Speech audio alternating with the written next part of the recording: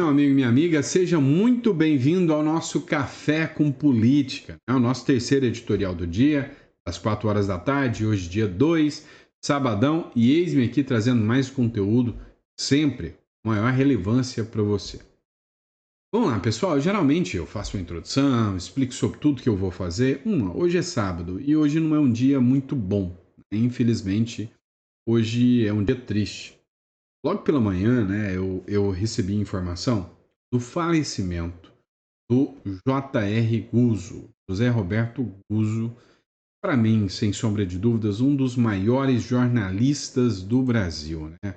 Corajoso, corajoso, uma figura que não teve medo de enfrentar qualquer censura, qualquer autoritarismo, qualquer discurso contra ele, né? E não comprou esse discursinho mequetrefe da mídia mainstream, sempre foi um cara totalmente independente. Vítima de um infarto, morreu às 5 horas da manhã desse sábado. O jornalista José Roberto Dias Guzzo. Aos 82 anos, J.R. Guzzo, como assinava os textos que publicou, era o mais brilhante profissional do país, e eu tenho toda certeza disso. Tá? Paulista da capital, Guzzo consagrou-se quando ocupando o cargo de diretor de redação da Veja. Comandou o crescimento da revista, que alcançaria a terceira tiragem do mundo, perdão. Um dos fundadores da Revista Oeste, integrante do conselho editorial de seu principal colunista, o melhor de todos nós, partiu depois de contribuir decisivamente para o sucesso da revista. Sem ele, a Oeste não seria o que é. Então, assim, hoje é um dia triste, vamos dizer até para a própria direita brasileira, né? Mas muito mais triste para a liberdade de expressão, muito mais triste para o jornalismo, muito mais triste para quem acredita, né? Que nós devemos ter o direito à liberdade, e ele sempre foi um defensor dessas pautas. Então, começamos hoje, né? Com essa nota de pesar sobre um homem honrado, um jornalista brilhante, e que Deus o receba com toda a sua honra e toda a sua glória, assim como nós sempre, né, mencionamos o JR aqui, não deixaria de fazer a sua homenagem a este brilhante homem que serve de inspiração para mim, que no futuro, né, quem sabe eu possa chegar aos pés do J.R. Guzzo. Não sou jornalista, sou advogado, né, sou planejador de patrimônio, né? Holding, offshores, gosto de trabalhar no âmbito internacional, mas como um mero palpiteiro, se eu tiver 1% da capacidade do que o J.R. Guzzo teve, né? Eu serei um homem ainda mais feliz, tá? Então, meus pêsames à família e meus parabéns ao legado e à história do J.R. Guzzo. Mas vamos lá, vamos dar continuidade, né, ao trabalho do J.R. Guzzo, ainda que de maneira um tanto quanto exponencial aqui, eu não sendo um jornalista, mas vamos falar sobre o que rola no Brasil e no mundo. Acho que de tabela eu acabei virando um jornalista aqui, né, mas nada mais do que um leigo, né, mas estou sempre bem disposto a debater, a discutir, a falar das pautas com vocês. É o seguinte, alguns economistas estão todos serelepe. O Lula, articulista brilhante, uma figura que pode ganhar as eleições em 2026, segundo alguns brilhantes economistas de esquerda. E aí, brilhante e de esquerda não bate muito essas duas palavras, mas dizem que sim, e dizem que as tarifas do Donald Trump podem reduzir a inflação no Brasil e ajudar nas eleições. E isto é verdade em parte. Tá? Verdade, Sandro? Sim, verdade. Você acha que eu estou aqui para mentir para você? Não estou, não. A verdade é que funciona assim. O que são tarifas? Tarifas é imposto de importação e exportação. Né? Então, eu vou colocar uma tarifa sobre os produtos americanos. Eu, brasileiro, que quero importar um produto lá dos Estados Unidos, a tarifa altíssima, como eu tenho sobre os carros, eu vou pagar um carro e lá nos Estados Unidos eu consigo andar de McLaren, aqui eu ando de Gol, entendeu? É isso aí que é a tarifa. E aí o que acontece? Os nossos produtos são bons. Não vão desfazer do nosso mercado, não, principalmente no agro. E aí o que acontece? A gente está num período de normalidade. E aí, o foda, desculpa a palavra, o sacana de ser investidor no Brasil é isso. Uma burrice de um presidente ferra com o seu negócio inteiro. Imagina, você, produtor de soja, olha que maravilha.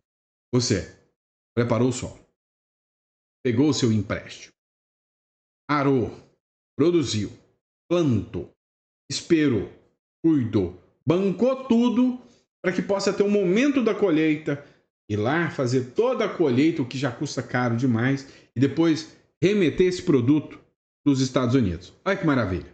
Até que aparece um presidente que se alinha com tudo que há de pior, quer se pintar como o anti-americano, o anti-Trump, fala besteira o tempo inteiro e de repente, por causa dessas besteiras que esse sujeito fala, ainda bem que quem falava besteira era o Bozo, né? Que nunca aplicou, nunca recebeu sanções ao Brasil por causa disso, né?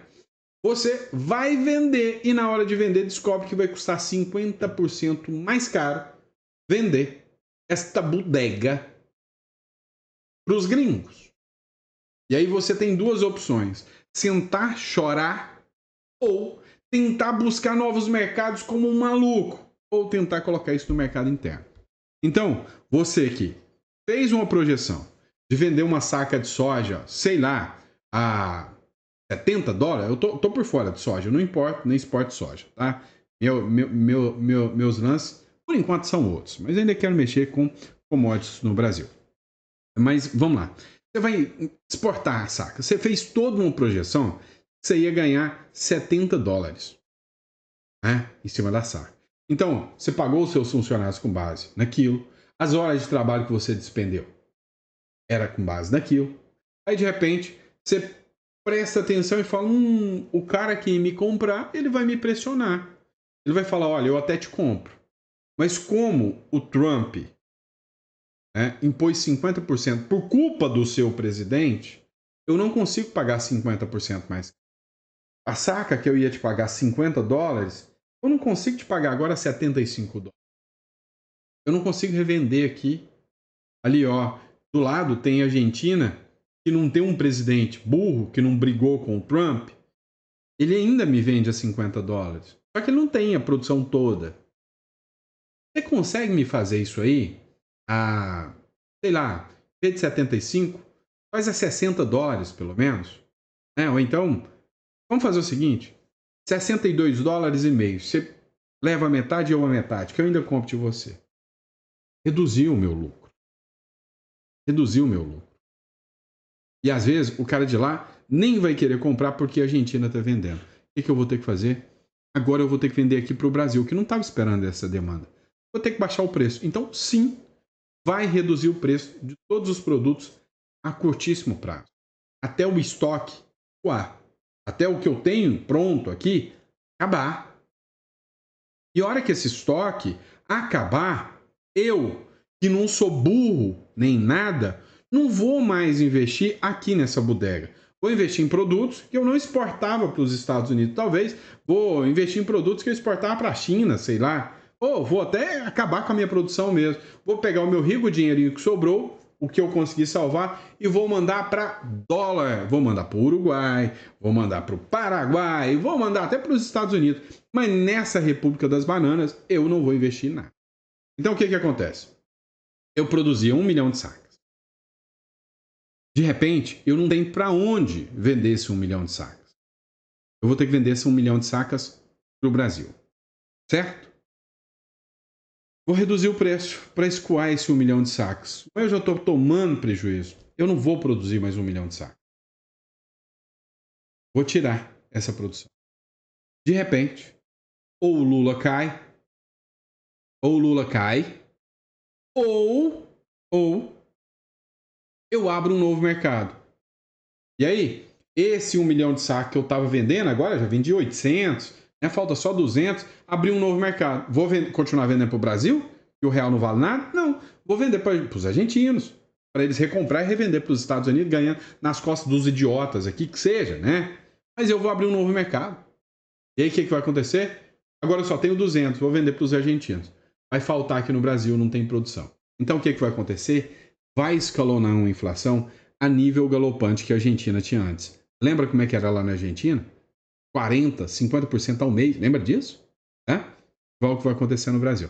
Então, se essa turma inteligentíssima acha que até 2026 vai estar tudo barato, para ver. Tem até gente esquerdista que tá pondo o pé no freio. Dá uma olhada na Sheinbaum, por exemplo. Sheinbaum é a presidente do México. O que ela fez? México conseguiu prorrogação de 90 dias para o tarifaço do Trump, negociando, eu vou abrir o mercado para vocês, que China que nada, dane-se os chineses, eu vou vender para vocês, porque senão vão arrebentar minha economia. Reeleição, acabou. México, vizinho estratégico e parceiro-chave da indústria automotiva dos Estados Unidos, conseguiu uma prorrogação de 90 dias para evitar o aumento das tarifas inicialmente previsto para hoje. Brasil, hoje, leva pau. O grosso só está entrando, companheiro. E o México conseguiu mais 90 dias para talvez nem ter o grosso. Nós já levamos o grosso. Deu para entender? O que é, né? A importância do seu voto. E tem gente que vai... governo interfere em nada. Não interfere, não? Será que deu para você entender agora? O tanto que interfere? E resultado? Você apoia a Magnitsky e o Trump ou você apoia o Lula e as ações do ministro Alexandre de Moraes? Pois é. Saiu uma publicação da CNN São Paulo que diz o seguinte, a pesquisa Quaest, apoio a Trump em post sobre Magnitsky dispara de 27% para 54%. O que estava acontecendo? Cara, eles estão falando assim, ó, tal hora, tal momento, eu vou fazer uma pesquisa. Então, se vocês usarem os robozinhos para trabalhar, na hora da pesquisa via internet, só vai estar seus robozinhos trabalhando. Só que depois os robozinhos param de trabalhar e o povo volta a trabalhar. O que aconteceu? Menções pró-Trump alcançaram 616,6 milhões de usuários nesta sexta-feira, enquanto as contrárias ao presidente americano chegaram a 320 milhões, ou seja, metade, segundo o levantamento. Pois é, parece que o jogo virou e não deu bom, não deu bom. No dia que os Estados Unidos sancionaram Moraes, foi registrado mais de 1,3 milhão de menções sobre o assunto em redes sociais e plataformas diversas. X, Reddit, Facebook.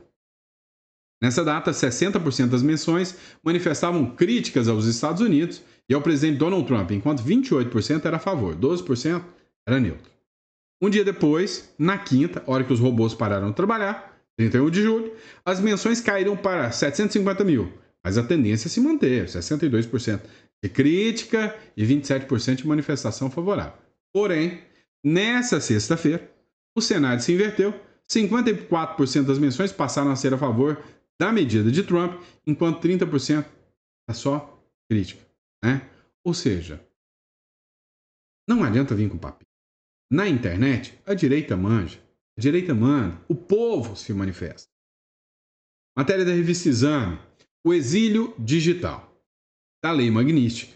Sancionados perderam acesso a smartphone, e-mail e redes sociais, tudo aquilo que os comunas amam, mas dizem que odeiam, Casos emblemáticos revelam como norma norte-americana promove o bloqueio total de acesso a plataformas globais. A aplicação da Lei Magnitsky tem produzido um fenômeno inédito no século XXI, o exílio digital, um completo de autoridades sancionadas pelos Estados Unidos. Caso os documentos mostrem que a norma vai muito além do bloqueio financeiro tradicional, levando alguns alvos a serem excluídos praticamente de toda a infraestrutura tecnológica global. Matéria da revista Exame. Meu amigo, a pressão existente sobre os ministros do STF, sobre o próprio Alexandre de Moraes, é gigantesca. Gigantesca. Então, mais cedo ou mais tarde, é fato, O que se espera é que tenha um recuo por parte dos ministros. Agora, foi interessante um quesito aqui, Maurício Galante é um parlamentar norte-americano. Detalhe, ele é brasileiro. Ele participou ontem do programa Pânico. E no programa Pânico, né, ele que é de Arlington, Texas, parlamentar em Arlington, Texas, ele disse o seguinte, olha, há informações lá dos norte-americanos que o ministro Alexandre de Moraes pode ser incluso dentro até da lista da Interpol. Ontem, ou melhor, foi hoje de manhã, eu fiz um vídeo onde eu falei justamente sobre isso, por parte do Eduardo Bolsonaro, sobre as ações da Rumble e da Trump Media, que não poderia chegar a tal ponto, só se houvesse descumprimento. Só que agora ele fala de outro caso, do caso Felipe Martins. Ele fala que tem informações sobre o caso Felipe Martins. É aqui que eu quero que você dê uma olhadinha carinhosa, tá? Para entender como que isso aqui funciona. Segundo Maurício Galante, né, a Interpol vê no caso Felipe Martins possibilidade de ligações ao Supremo, né, a ministros. Dá uma olhada disso aqui. Você tem a questão que o Senado, que é o que deveria fazer, chegar à situação. Nossa situação é essa. Nós temos um juiz da Suprema Corte, nunca na história isso aconteceu, nunca antes na história desse país aconteceu de juiz da Suprema Corte estar sancionado internacionalmente. Daqui a pouco o nome vai estar na Interpol, porque tem lá a falsificação do documento lá do Felipe Martins. Isso aí também isso aí é uma treta, meu. Vai chegar isso é uma treta. Aguardem, isso estou dizendo, aguardem. Se isso acontecer, qual é a moral que esse juiz tem para julgar coisas dentro do país? Você falou, Exato. A Suprema Corte é a coisa mais séria que existe. Então, sim, ele pode então dar a sentença e condenar o presidente Bolsonaro a 40 anos de prisão, 28, sei lá, quanto que eles querem? As pessoas vão aceitar, as instituições vão aceitar, então está na hora do Senado falar assim, essa é a nossa chance. Porque se cair um juiz da Suprema Corte, o recado para os outros é o seguinte... saiu fora das 4 linhas, você é o próximo. E aí você tem essa quebra de medo, que não só o povo tem medo, mas os políticos têm medo de perder o cargo, porque o cara pode tirar de lá. Mas aí é só você juntar 60 senadores, ou 50 e tantos senadores, e falar no fim de semana no churrasco, vem cá, vamos tirar aquele cara ali? Mas aqui, olha, vou falar, aqui tá fraco. Esses caras estão se escondendo, esses caras estão... A gente não vê um falar. Não... Aí você tem Vamos lá. A gente não vê um senador falar, todos têm medo. Achei interessante o Olavo de Carvalho, ele dizia o seguinte, ele falou, olha, se eu fosse presidente, o que o presidente da Suprema Corte, né, o presidente do Brasil, ou o possível presidenciável deveria falar? Olha, vamos fazer o seguinte, o Brasil já é um país fodido, né? Vamos, perdão da palavra, mas vamos ser sinceros, né? O Brasil é um país lascado já, né? Corrupção, embranhada, aquela coisa esquisita. Imagina, um Tarcísio de Freitas, Tarcísio do asfalto, né? Chega lá, faz uma reunião com os senadores e fala o seguinte, olha, vou ser eleito. E sendo eleito, eu quero fazer uma proposta para vocês.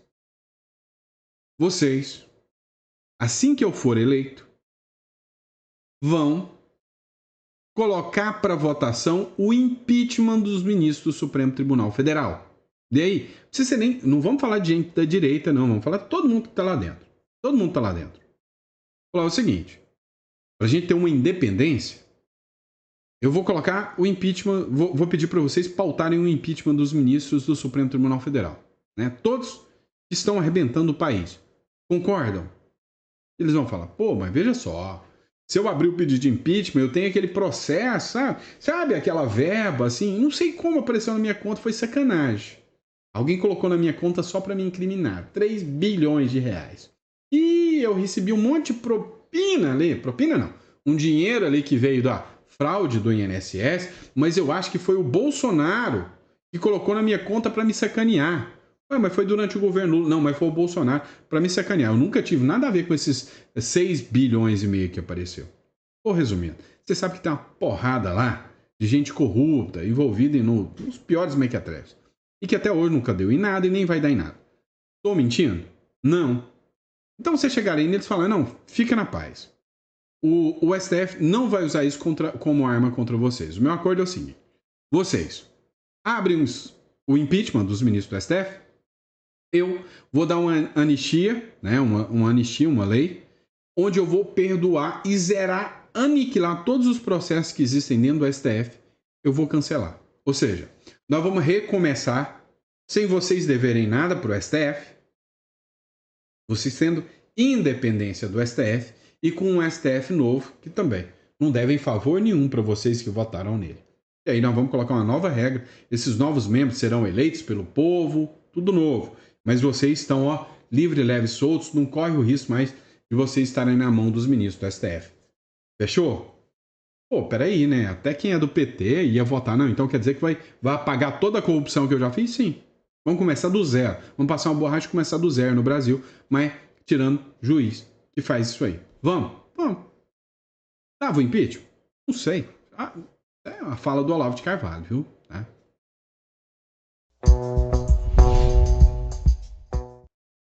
É brabo, né? Às vezes a gente vive num país, né? E igual períodos que já aconteceram, a gente tem que ficar atribuindo aos outros, né? Ah, não, fulano falou, para não ter o risco, tá? Vamos lá, vamos entender um negócio, tá? Principalmente, o melhor seja mandar para quem morreu já. Ele não vai te questionar.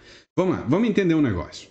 Um senador norte-americano apresenta uma proposta para que os Estados Unidos investiguem a influência da China na agricultura da República das Bananas. Dá uma olhada que o Ivan Kleber, correspondente de Londres, fala aqui. Os Estados Unidos vão investigar a influência da China na agricultura do Brasil? A resposta é que provavelmente sim. O senador Tom Cotton, do Partido Republicano pelo estado do Arkansas, apresentou um projeto de lei que visa, entre várias coisas, o seguinte, abre aspas, uma avaliação que deve considerar o seguinte: a extensão em que o presidente Xi Jinping da China se envolveu ou dirigiu o envolvimento com a liderança brasileira em relação ao setor agrícola do Brasil, a extensão do envolvimento entre o governo da República Popular da China e o setor agrícola do Brasil, as intenções estratégicas do compromisso ou direção do presidente Xi, se houver, para investir no setor agrícola do Brasil, entre outras. Este vídeo é dedicado à memória do jornalista José Roberto Guzzo, que faleceu na manhã deste sábado, dia 2 de agosto. Que o Nosso Senhor o receba. Eu sou Ivan Kleber, falo diretamente de Londres, no Reino Unido, e hoje é sábado, dia 2 de agosto de 2025. Muito obrigado pela audiência. Vocês entenderam isso aqui, né? O Donald Trump está indo para novos segmentos, para novos setores e para uma nova investida. Ele está observando agora, né, a questão de observar no Brasil que o agro, que é o motor econômico brasileiro, pode estar recebendo alta influência da China. O Brasil, né, assim, ele está entrando num colapso moral tão grande que os americanos não estão muito dispostos a ter muita paciência com a gente, não. E eles estão mirando a nossa economia, né? O que para nós é péssimo. Para o Lula, também. Para quem tem poder e possibilidade de sair do Brasil, ok, né? Mas tem um monte de gente que não pode. Eu posso. Você pode? Você quer? Eu não quero. Não quero deixar o meu país, né? Então, hoje, eu juntei o útil ao agradável. Eu fiz aquele negócio, né? Te jogaram limões, e foi uma limonada.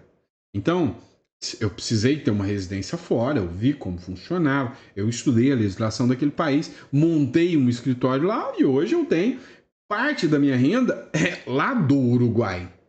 Entenderam? Então, assim, se eu estou aqui no Brasil ou eu estou lá no Uruguai, né? Para mim é tranquilo. Aí lascou o Brasil quebrou, beleza, eu tenho minha renda lá do Uruguai. Meus escritórios estão funcionando, funcionários lá no Uruguai, tá tudo bem. Tá? E quem não pode? Ninguém não tem essa condição. E quem investiu todas as suas fichas, donos de supermercados, donos de empresa aqui no Brasil, e a economia estagna para você importar. Imagina, você aí que mexe com ar-condicionado, de repente, né? Você poder importar um ar-condicionado por causa de embargos e tudo isso, o ar-condicionado passa a custar o dobro. Vai dar ruim, não vai? Pois é. E Brasil?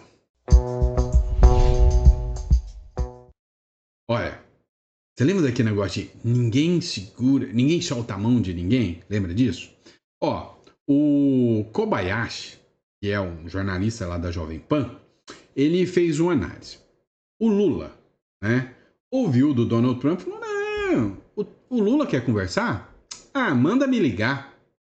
O Trump abriu espaço, cara. E aí, o Lula quer ter a postura, ele fala para uma militância extrema de esquerda, de extrema esquerda, que se o Lula ligar para o Trump para pedir suporte, arrego, é uma ofensa. Entende? Então ele vai perder voto da militância radicalizada de extrema esquerda dele. O que ele faz? Ele não pode nem ligar para o Trump. O que ele faz? Joga a bomba, o rabo de foguete, na mão do Alckmin, né? E aí, coitado do Alckmin. Cara, que fim político do Alckmin, porque não se elege para nada mais não. Que fim político que o Alckmin, né? Um cara que tinha até uma trajetória política na vida dele, que fim que ele terminou, né? Que humilhação que ele deve sentir de ser vice do governo Lula. Esse governo que causa tanto caos. Dá uma olhada aqui que o Kobayashi falou aqui. É nesse caminho. Boa noite, Caniato. Boa noite ao Dávila, ao Beraldo, a todos que nos acompanham aqui nos Pingos nos Is. Sempre um prazer estar com vocês. Em relação a esta possível ligação entre Lula e Trump, qualquer assunto pode ser assunto em se tratando do presidente americano, principalmente. É claro que o presidente Lula já tinha dado aquele aceno de que poderia falar com o presidente americano desde que limitado o assunto às questões comerciais. Interessantemente, nesse sentido, a intenção do presidente Lula, quando em todas as outras ocasiões em que ele tem a oportunidade de falar a respeito do presidente americano, ele não se limita a questões comerciais. Pelo contrário, ele fala de muitas outras questões. Chama o presidente americano de imperador do mundo, fala a respeito de uma proximidade do presidente americano com o fascismo, faz críticas pessoais ao presidente americano. E agora, na conversa, segundo o que a gente viu nos dias anteriores, o presidente Lula quer se limitar às questões comerciais. Não dá para acreditar, principalmente se tratando de Donald Trump, que já armou algumas arapucas lá no Salão Oval, alguns líderes mundiais, inclusive aquela cena a mais famosa dessas ocasiões com o presidente Zelensky, da Ucrânia, em um encontro que foi ali meio de última hora também, meio desarranjado, enfim, e que gerou um grande constrangimento. Eu não duvido que essa ligação, ainda que seja uma ligação privada, seja gravada por qualquer dos lados, depois explorada politicamente, porque a gente está falando de um presidente imprevisível, o presidente americano. E aí vai caber agora ao presidente brasileiro saber como lidar com isso. Porque a reação do presidente, do chefe de Estado, foi tão firme de que ia retaliar, de que ninguém manda aqui no Brasil, de que não tem conversa, e de que o Brasil é quase que do mesmo tamanho dos Estados Unidos e que não tem vira-latismo por aqui, enfim. Como é que vai sentar agora para negociar e fazer um acordo? Tentar evitar agora essas empresas que não entraram naquelas 700 exceções. Vai ser uma conversa muito interessante. Eu acho mesmo que o Lula vai terceirizar, delegar esta ligação para o Geraldo Alckmin. Que daí, se tiver arapuca, já fica com o vice, ele não se vê numa situação de constrangimento. É uma vergonha, né? Cá entre nós, é uma vergonha, assim, sem precedentes, né? É uma coisa, assim, deplorável, né? O nível da política externa brasileira. E ainda tem gente que acha que isso é bom para o Brasil, né? É igual a Miriam Leitão. Veja como isso é bom, né? Veja como isso é bom. O Brasil é uma vergonha. Como isso é bom, né? E não é bom. É uma vergonha. É simples assim. É uma vergonha, né? Não tenho o que falar, tá? Mas é isso, pessoal. Ó, obrigado pelo apoio, pela compreensão, pela confiança de vocês em estar aqui acompanhando nosso canal. Ó, dia de sábado vocês têm que acostumar comigo. Eu vou devagando um pouco mais. Inclusive, eu vou ter que pedir um favor para vocês. Vocês que me acompanham já há muito tempo, tá? E aí eu só quero saber se vocês concordam, tá? Se não concordar, a gente dá nossos pulos.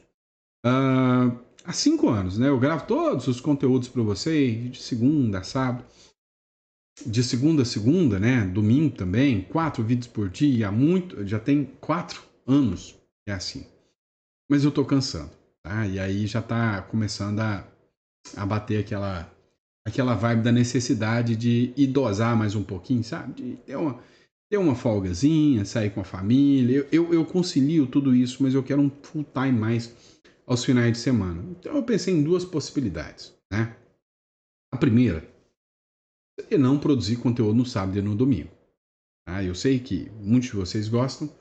E a segunda, eu tenho um projeto, tá? E já investi uma grana, né, nesse projeto de estrutura. Nós vamos construir um jornal para vocês. Uma espécie de uma revista Oeste, uma Jovem Pan, uma Gazeta do Povo para vocês, né? Com toda a estrutura, com pessoas. E aí trazer gente para me auxiliar, para produzir os conteúdos, gente que pensa como a gente, tá? Para me dar esse suporte aos finais de semana, tá? E aí eu queria saber, porque isso aqui é produzido para vocês. Se vocês me entendem nesse ponto, vocês concordam comigo, tá? E aí, é óbvio, né? Eu não consigo ficar sem vocês, mas assim, eu reduziria, faria um editorial no sábado ou no domingo, para não ficar sem conteúdo, né? Um resumão da tarde, né? Com as principais, talvez com um tempo a mais, 1 hora, uma live de 1 hora no domingo, sei lá, para poder fazer esse conteúdo com vocês, mas trazer gente da equipe que eu estou formando. Eu já estou com um pessoal aqui, tá? Estou com um economista que está me ajudando, tá? É muito bom, ele trabalha comigo na questão dos negócios internacionais. Estou com uma galera aqui que está comigo e que gosta de política, pensa como a gente, talvez trazer e começar com vocês. E é com vocês, tá? Eu gosto de jogar limpo demais e transparente com vocês sabem disso. E aí, queria saber o apoio de vocês. O que vocês acham sobre isso? Fechou? Obrigado, pessoal. Fiquem com Deus. Até o próximo editorial. Provavelmente amanhã, tá? Provavelmente amanhã.